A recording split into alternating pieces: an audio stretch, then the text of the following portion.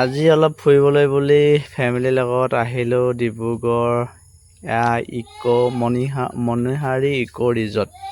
পৰিৱেশটো চাওক, কি সুন্দৰ এক পৰিৱেশ,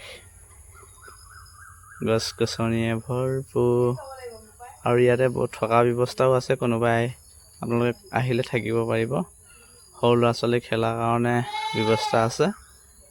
আৰু ইয়াতে আমি কফি একাপ খালোঁ। আৰু এই পৰিৱেশটো চাওক, এক সুন্দৰ পৰিৱেশ।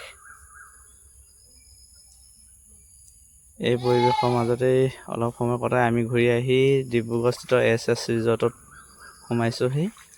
আৰু SS ৰিজৰ্টতে আমি চাওমিন খাবৰ কাৰণে অলপ চাওমিন অৰ্ডাৰ কৰিলোঁ।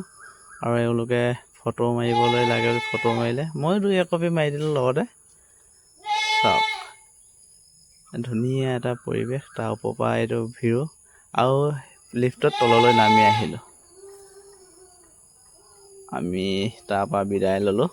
বিদায় লৈ আমি আহিলোঁ বগীবিল পাৰতে থকা এইখন হৈছে এখন ৰিজৰ্ট। বগীবিল বগীবিলৰ এইপাৰে থকা এখন ৰিজৰ্ট।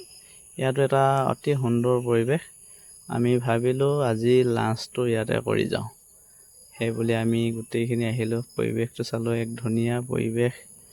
আমি এইটো গৃহতে আনৈশ আহাৰ অৰ্ডাৰ কৰিলোঁ, খাই বৈ গুচি আহিলোঁ। ধন্যবাদ।